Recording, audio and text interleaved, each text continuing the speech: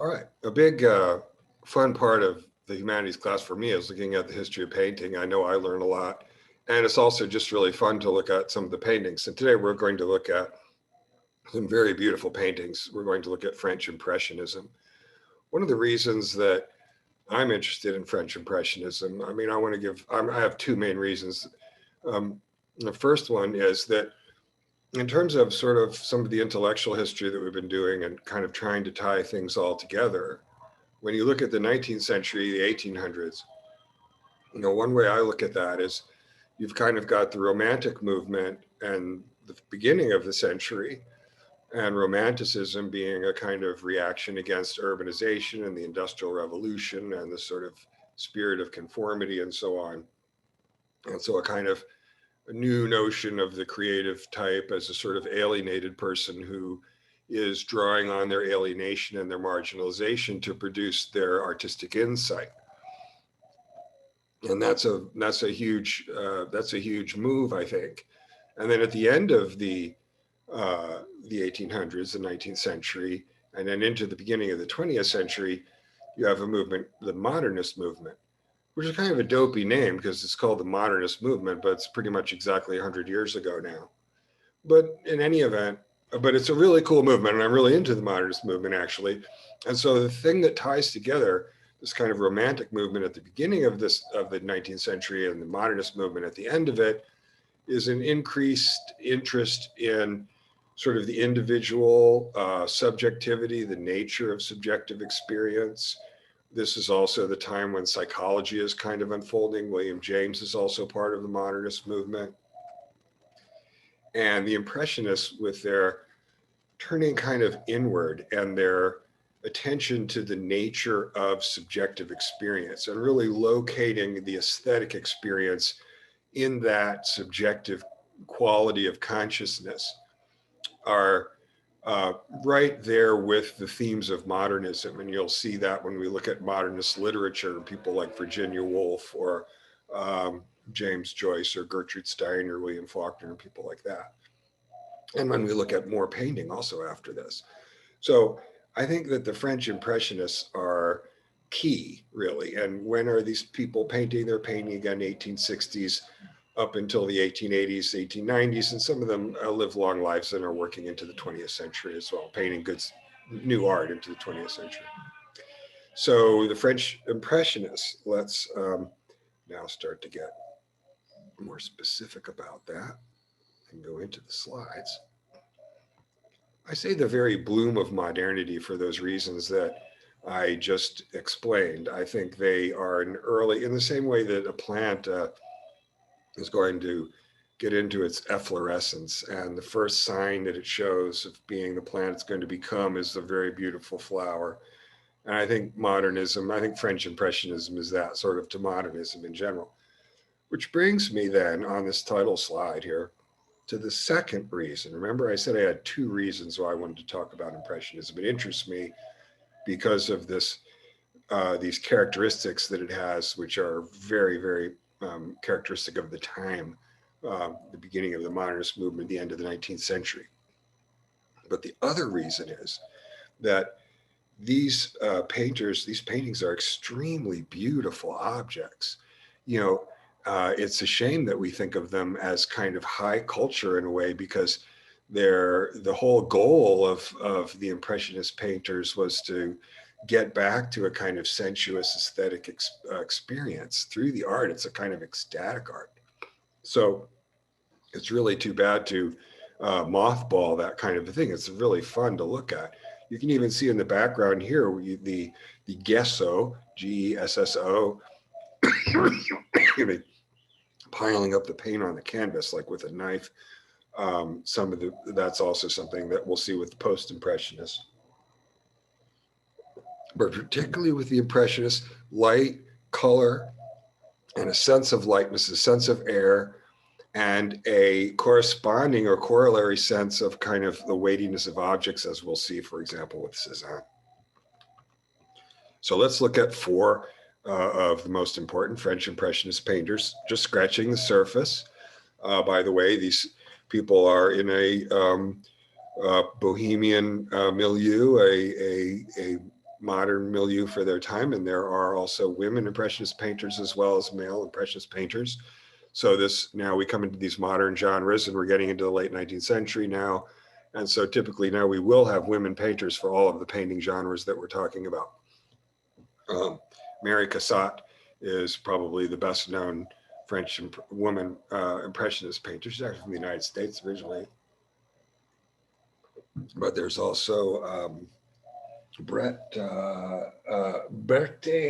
Marissat. I don't pretend to have remembered that, although the paintings are very nice. But in any event, just mentioning that because, as I say, from now on, if we'll look at women artists, but in French Impressionism and other wide genres, there are any number of interesting women artists that you can look at if you want to. You just look them up. So as I say, these are rebel painters. They are rebelling against the officially sanctioned salon. The salon was this gatekeeping sort of institution. In fact, even the government had, the government itself had its tensions with the salon. It was under the auspices of Napoleon that the first exhibit of shows of painters that had been rejected by the salon was actually organized, which was when Monet and Monet broke out. And the thing about those paintings, those salon paintings, by the end of the 19th century, again, you come out of this very serious, neoclassical and romantic post-revolutionary scene in the early 19th century in France. And in the salons by the 1850s, 1860s, there was an emphasis on realism, kind of real, almost like those Northern Baroque still life painters that we looked at. And they would even treat the canvases to tamp down the colors so that it would look sort of more what they had in mind as realistic. So there were a number of painters such as Edouard Manet, who was influential here. We already saw his Olympia painting when we were looking at Rococo art, actually. So there are already any number of painters who were kind of rebels and who kind of didn't hold the salon in high esteem. And finally, there got to be a critical mass of these people. They sort of started to organize themselves and sort of boycott the traditional salon. In fact, it was Claude Monet who in 1874 called his painting, he exhibited a painting called Impression Sunrise. And one of the critics at the show thought that what he was saying was that this was just an impression, it was kind of a sketch. One of the critical, I think, misunderstandings of Impressionism at the beginning was that people said, well, these are unfinished canvases. They're not following through. They don't develop. It's primitive. They noticed, I think, the absence of a lot of conventional tropes and being so distracted by that absence, they were not able to see what was new in the art, which is this new subjectivity, this new attention to both the subjectivity of the artist, which is as much a topic of the painting as the nominal topic of the painting. But in a sense, the painting's now gone beyond both an expression of the experience of the artist or any kind of representational function. Now with the Impressionists, the painting really is a beautiful object that has been made by the artist to be a beautiful object. It's a freestanding, beautiful object. And even things like the piling up of the paint and Gessler with a knife on the canvas adds to this experience of the painting as sort of itself is the work of art. The painting is about the painting. They like to paint outdoors. Again, this was sort of rebellion against these big time studios, these big ateliers where you would go and see the artists work and see all their paintings. And some of these Impressionists didn't even have indoor studios. They would carry their work around, paint outside. Again, not considered a respectable thing to do, but that's what they wanted to do, was not to be respectable, but for good reasons. And so in addition then, so two things about Impressionism. Number one, they move away from a realistic depiction. I won't put a name on that, but a realistic depiction towards a depiction, which is in a sense realistic, of the subjective quality of the artist's experience, particularly the visual experience. And as such, they are very interested in light and color. And they use various techniques, color techniques that we'll discuss as we go along to create some of the effects that they do. So that's that last bullet point, the combination of attention to subjective experience and an attitude, a sort of general attitude of social criticism. They paint street scenes, they paint low life people, they paint things that you're not supposed to paint. They paint landscapes and display them and so on. So Claude Monet, um, and yes, he wanted very much a rebel. He wanted to paint nature. He wanted to paint the French countryside. He wanted to try and, as a painter, to express the French countryside. Again, visualizing, emphasizing the visual experience, and and and to that end, he made a number of series. We'll look at two of them of sitting in the same place, but at different times of day, early in the morning, late in the evening, midday, times in between, different times of year as well. In fact, we're going to look at his Rouen Cathedral facade paintings, a few of them, and I think he made 30 canvases, all sitting in the same place. We'll talk about that. Um, so the third bullet point there, again, I'll just say it one more time. I mean, these paintings are trying to give you a beautiful visual experience in a very unself-conscious way. It's a celebratory kind of art, so that's the way we should approach it. The other thing about Monet is he had this wonderful small estate in Gavarnie, and he uh, he used to landscape. He made this lily pond with a bridge and did other landscaping things around the property. And so in his older years, he spent 20 years painting water lilies. And we'll look at that. But this is the Claude Monet painting from 1874 that kind of starts it all. This is Impression Sunrise. Again, here you can see a couple things to notice. One is, look at the red line of light that's reflecting from the rising sun on the surface of the water. And you see there that those are just streaks of paint. One of the greatest effects, I think, that the Impressionists create is they show you all the machinery, all the brush strokes are right there on the canvas for you to see. And yet at the same time, even though you can absolutely see the machinery, what your sort of traditional salon artists work so hard to conceal. And the Impressionist just lets it all hang out there. There's the brushstrokes right on the canvas. And yet their evocative powers of conveying a scene or conveying a mood are absolutely superior. So Monet, the thing that strikes me about this, there's a couple of reasons. Mostly here, I'm still wanting you to look at the simplicity, and you can see where people think it would primitive of the brushstrokes. Look at the trees across the water. But the other thing to notice here is the perspective of this painting. Look how effortlessly he treats that perspective. He's really got a technically really smooth treatment of that. Later on, we'll see some of these painters, Impressionists and Post-Impressionist painters, will move for their effects. They'll and sort of forsake, in the spirit of this movement, traditional notions of perspective. Monet very interested in light, and so also interested in winter. He has quite a few nice winter canvases. Again, you can see the brush strokes in the snow up in the trees. Treatment of people, of the human figure in the same, getting the same treatment as everything else. That is a kind of subjectivist, impressionist treatment. The people in most of these paintings that you see for most of these artists are people who are close to these artists, friends, family, and you can find out all about that if you're interested in that kind of thing.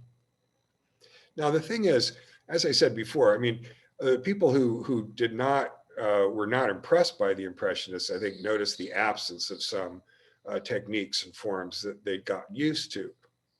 And so what they saw was something missing. But I think when you look at a painting like this, of really outlandish use of color, look at the sort of green inside the parasol. And again, with that technique, that Impressionist technique. But it's such a beautiful painting. And these are really gorgeous paintings. Here's Monet. Here's a few, 12 of his 30 canvases, all painted from the same position, but different times of day and different times of the year, of the front facade of Rouen Cathedral in Rouen, Paris. I'm sure I'm not pronouncing that right. And his point, made so eloquently here is the point about, what is it that the Impressionist painter is painting? They are painting their visual experience. They're painting their visual experience. And as I say, he made over 250 paintings of water lilies. This is one of these things like sort of Rembrandt's self-portrait kind of things. There's so much of it. It's kind of, he was working on problems. He was doing exercises. He was trying to look at things and get things right. And so for his point of view, these are kind of some kind of technical exercise. And so he left behind, dozens and dozens and dozens of these things, the water lily paintings. Nowadays, they are highly priced, selling for tens of millions of dollars. And this is what I mean. I mean, the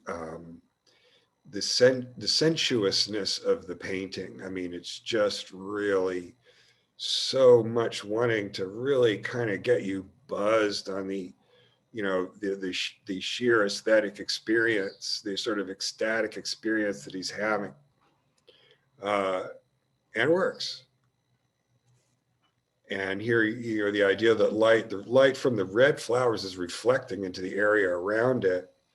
It's very carefully done. It's not just diffusing light. And in fact, as we see with Monet and a number of the other painters, it is that, in fact, they very carefully keep the colors apart. And that's part of what makes everything pop out so much in these Impressionist paintings. Same scene. So Claude Monet, and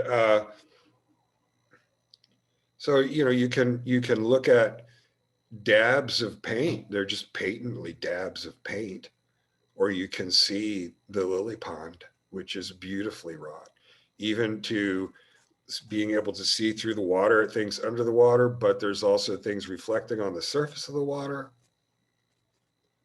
So really a striking painter. I think we think of Claude Monet as sort of the first Impressionist, so it's kind of a stodgy sort of, pace lane position for him to be in, but as a natural painter, as an outdoor landscape painter, he's just beautiful. All right, Renoir was a friend of Monet. There are a couple of nice paintings of Monet by Renoir. They knew each other. But Renoir was more of a city person than Monet. Monet got more attention.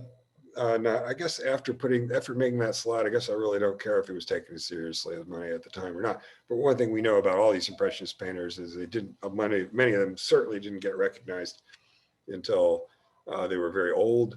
A few of them had those wonderful stories of being discovered while they were still alive, but not all of them did. All right, so Renoir. The thing to notice about these Renoir paintings is dappling. What about that word dappling? So the sunlight is coming through the tree, and the tree's leaves are moving. So there are spots of light sort of moving across the surface of things, and that's dappled light. And this was something that Renoir worked on a lot. He has quite a few paintings that feature this dappling light. He loved to do dappled light in city parks with people and that sort of thing. Excuse me. Here we go. All right. And once again, notice with Renoir as well that the colors, by separating what's called the complementary colors that can be mixed with each other, but you don't mix them with each other. And this gives the whole thing this gives Impressionist paintings a kind of atmosphere that is really kind of unique to the genre. So again, thinking about light. And look at the man in the foreground is wearing a jacket, and you see on the back of the jacket the just spots of light there. And then once you look at that, then when you look at the rest of the scene again, you can see he's dappled that light. But of course, he can't do that crudely. He's got to think about how far away each surface is and that kind of thing, which he does. A very uh, ambitious painting of ordinary working class and middle class people out with their straw hats and their bowler hats on a park on the weekend. So yeah, his bright palette. Renoir, out of all of these painters, really has this sort of way with colors. And so and it's nice. The eye likes. I think the eye likes to see um, colors that present themselves that way, really to be admired. He's so good with his blue. Of course, this is one of his famous paintings from 1876. And the other thing about this one, if you look in the background, you see that in this painting, the brushstrokes are very small. There are very, very many hundreds of brushstrokes on this canvas. And so another theory that they were working with was a sort of atomic theory that you could think of each spot in the visual field as a spot of light or color. So the painter Seurat made what we call pointillist paintings. Pointillist, as the name implies, actually trying literally to fill the canvas with just points of color. So the tool that the primary matter that you're composing your object from are points of color. And so you see here moving towards, and we're in that sort of pointillist mode. And one of his famous paintings, Luncheon of the Boating Party. Look at how well wrought the objects are in the table, the still life basically that's in the foreground. And you see the technical ability there. And I think it's typical of all genres that are kind of convention bending genres, that I think this is true certainly in free verse and poetry, that you really have to master the traditional forms, the traditional techniques first. And after you have a firm grasp on those things, then you can start to bend the rules in interesting ways.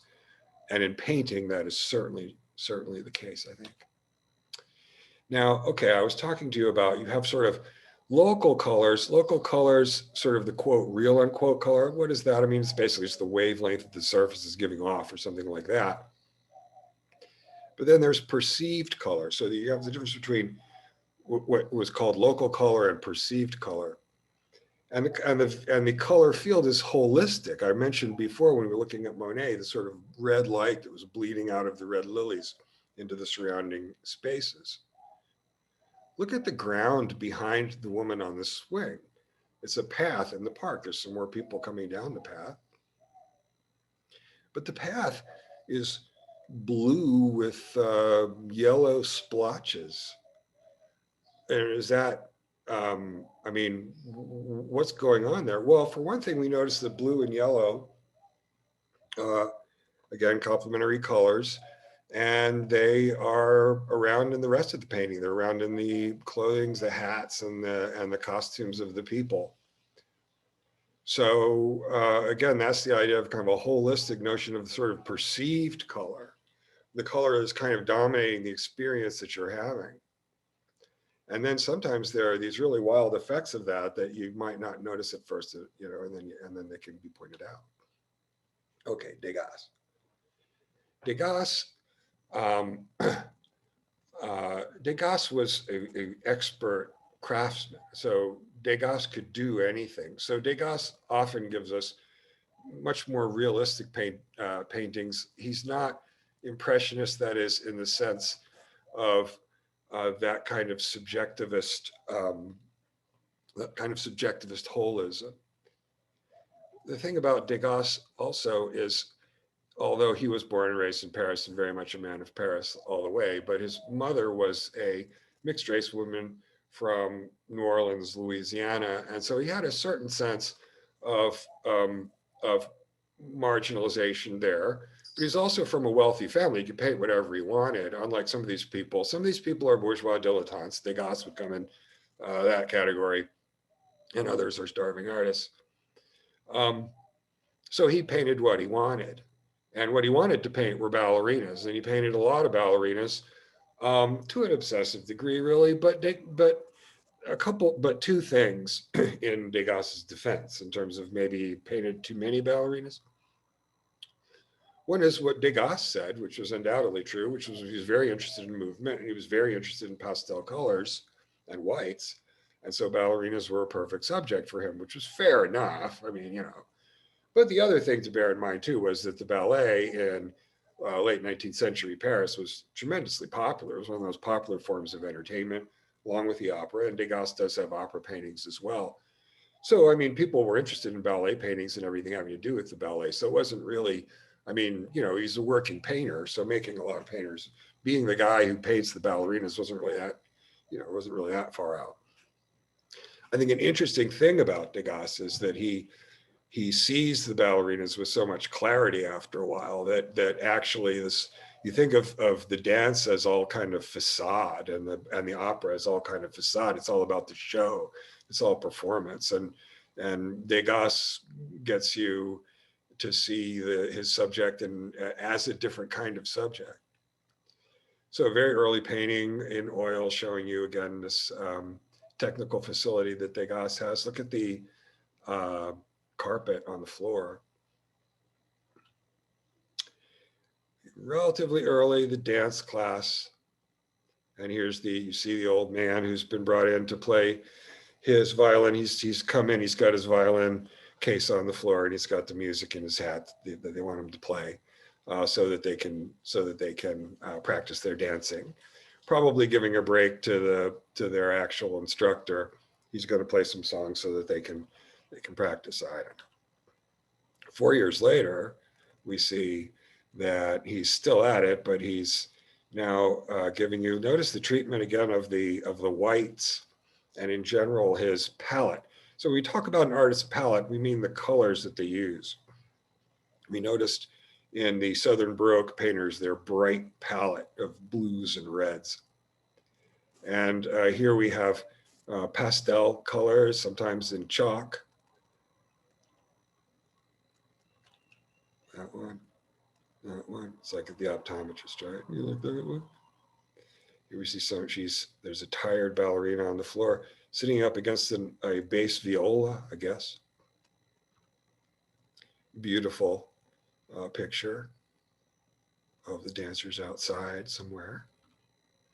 And he worked in pastel chalk, and these are some of his later paintings, are really beautiful.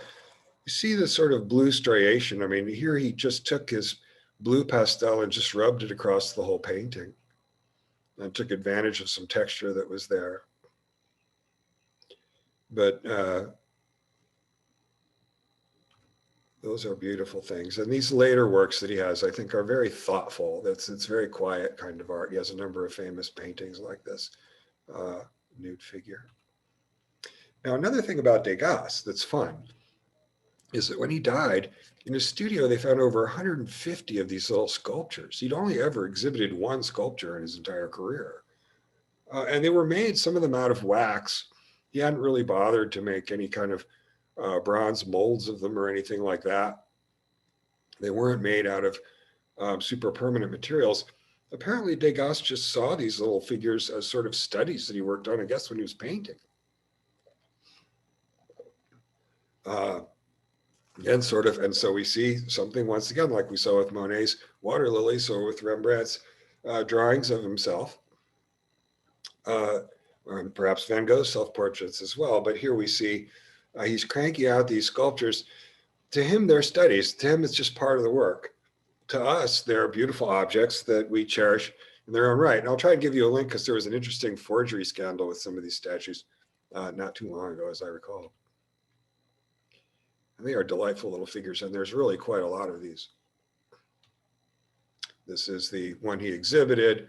14-year-old dancer, 1/3 life-size, bronze from an initial wax mold, which is not a very permanent way to sculpt.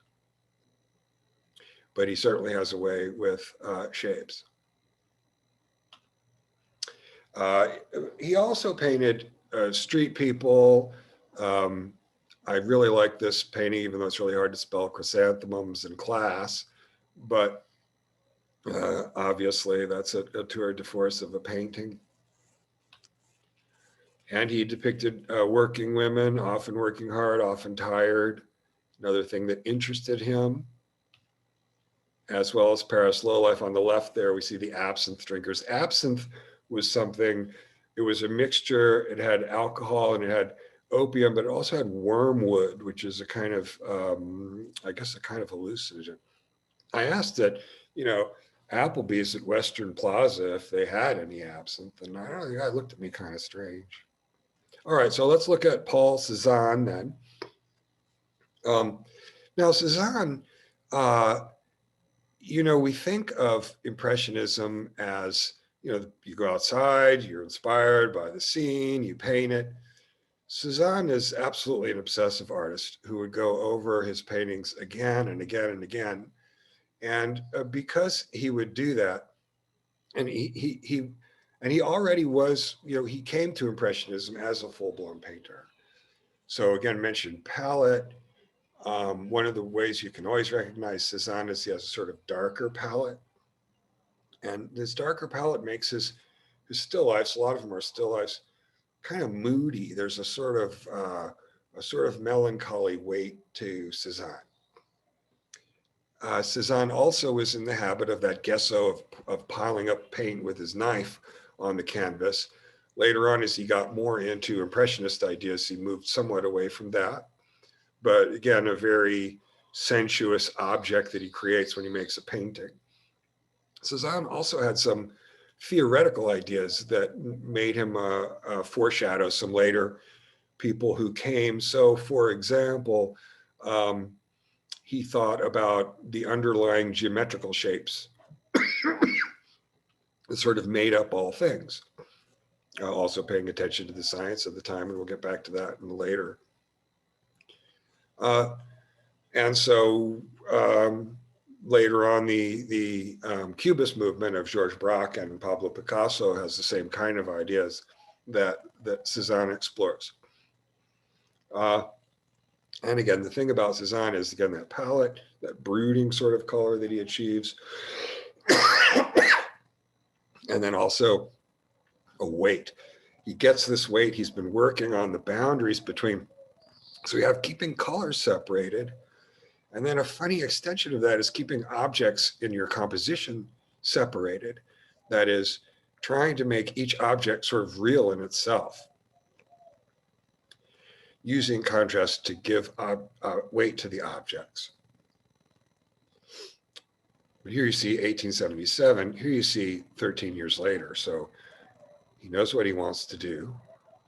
He wants to invest certain qualities in his still life.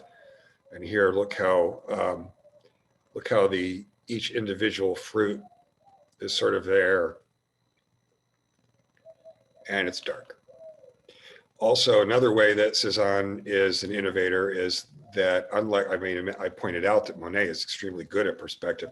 Cezanne was a painter who was willing to move away from perspective conventions when it suited him for his compositions. And as I say later, when we look at people like Matisse or Picasso, we'll see that this was also an influential thing that Cezanne did. He's a very important painter. Also an ambitious one. And so classically Impressionist painter in the relationship between the image and the stroke. You talk about Cezanne in terms of a kind of heaviness, a solidity that he achieves. And then look at perspective in that painting, how perspective is handled in that painting. And you know, I mean, so you've got, and he has wonderful, Cezanne's a great landscape painter, and you have all these landscapes in the Impressionist style, but they're landscapes in the Impressionist style that are acutely informed by a sort of classical sensibility, a sense of classical composition. And that also is something that is very similar to Picasso. In that way, Cezanne is almost one of the only people who does what Picasso does that way. Again, obviously looking at something in terms of breaking up the scene into the underlying geometrical forms. Oh, is that it? Oh, okay. Stop the share. All right. So yeah, Impressionist painting, and then we're going to do 4 more painters in post-Impressionist painting. These people all clustered around the late 19th, early 20th century in a period that I'm calling modernism. What did we see about that? That now we are really aware of and interested in sort of the nature of our own subjectivity and our own experience. And that's really a lot about, and that the sort of realism of getting down to the personal interior experience, I think, is related to the ever-present edge of kind of an implicit social criticism. Even in these artists, even in these Bohemian painters, we still see that, in as much as they've never met a convention that wasn't to be broken. So a wonderful genre. I encourage you to check out more of these wonderful painters for yourself. And I'll see you.